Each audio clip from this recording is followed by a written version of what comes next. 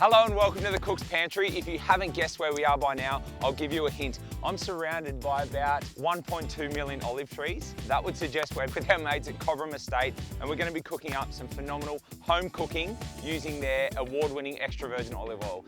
Now, the one that I'm going to kick off with today is one of my favourite street foods whenever I go to a market. Believe it or not, it's not Thai, it's not Vietnamese, it's Turkish. I'm going to be cooking up a Gozleme. So we're going to make the dough from scratch with a very simple filling. Now the dough is the first thing we need to kick off with. 3 cups of a good strong bread flour or even a pizza dough flour, 1 sachet of yeast or a couple of teaspoons. Now in this one we've got a couple of tablespoons of Greek yogurt in the dough. A little sprinkle of sugar, about 2 teaspoons. Now for those of you that have made a dough before, you would understand that yeast needs the sugar in order to really get a good rise, and of course the extra virgin olive oil. So we're going to be using the classic today. It's a good medium bodied oil. We'll put about a 1/4 cup in the dough, and then we'll cook off the Gozleme in the pan with it too. And the last one, some warm water. So we don't want cold tap water. That's just above lukewarm. And we've got about a cup of that.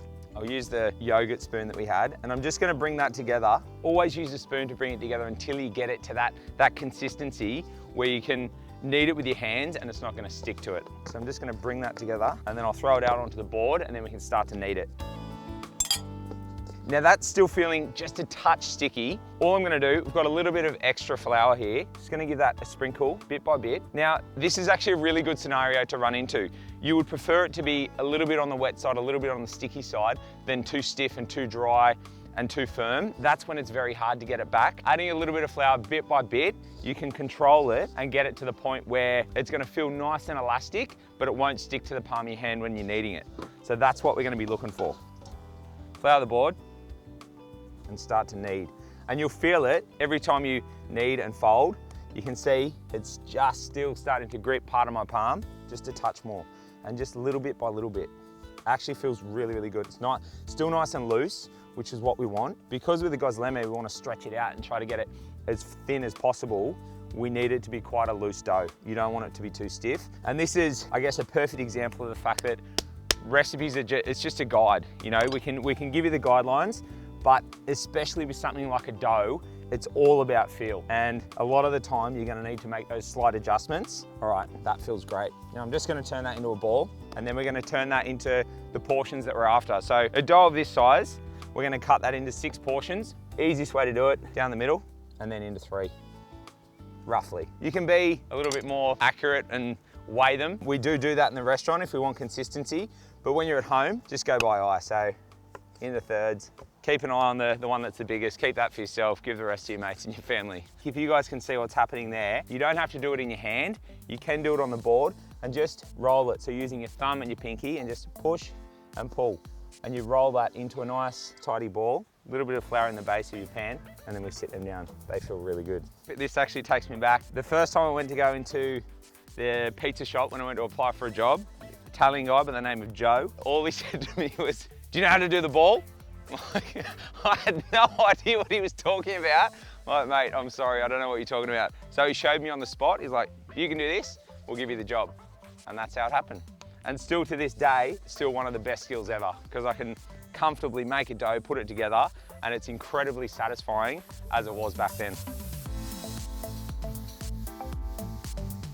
All right, there we go. They are looking relatively even. Now, cover them with cling film. I think I'm learning how to deal with the outdoors. My last few attempts at doing this with a bit of wind, disastrous to say the least, but I think this one's starting to look okay. All right, so we'll wrap that up, find a nice spot. We've got the barbecue cranking, so we'll sit that next to it, let them rise, let them puff up, and now we can move forward and make the filling.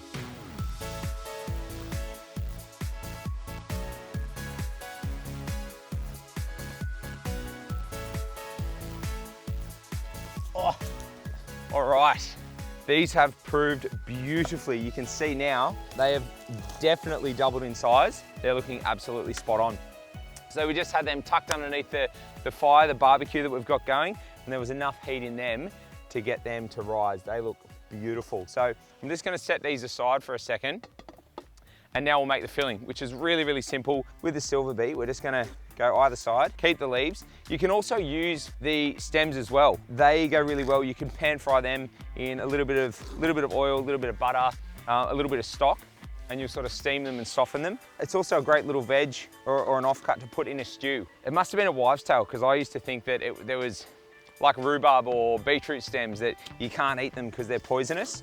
But these are actually a really great little veg to put through any of your stews or any sort of stir fry.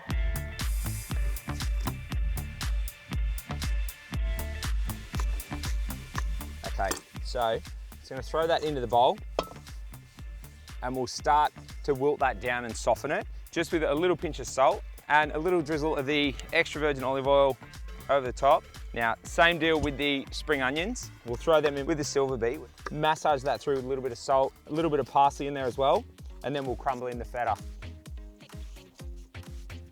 Right, we've just got a Greek feta, so it's nice and firm, so it will hold when you put it into the gozleme as the filling. It's not gonna melt and go all soft and cheesy. We like to keep it a little bit of texture in there, and it's nice and salty too. So when we finish the gozleme with a big squeeze of lemon juice, it just balances out really, really well.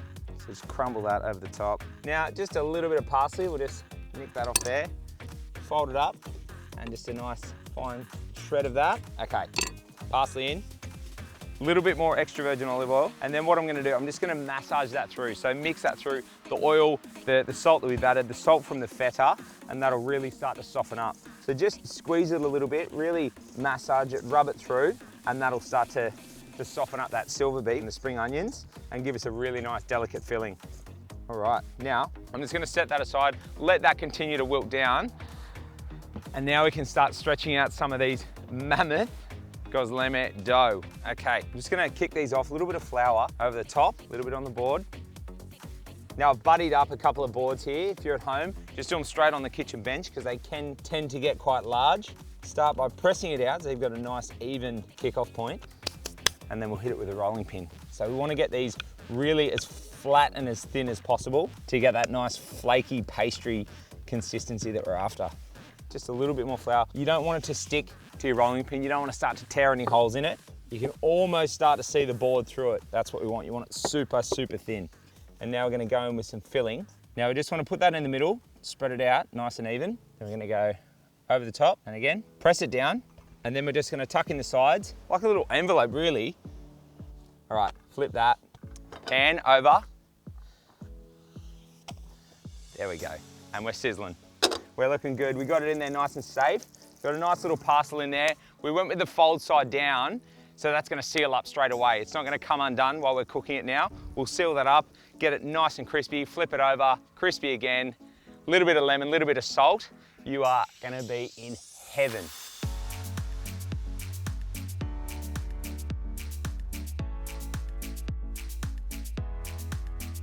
All right, so that is number 2 out of the 6 bundles of dough that we made. Reason being, we're a little bit impatient and 2 is just enough to get us fed. So that's what we're gonna roll with. There's still 4 more dough, plenty of mix in there for you guys to continue on, but we're not gonna do that today. I'm gonna carve this up while it's hot. It is looking and smelling way too good to be hanging around for the others.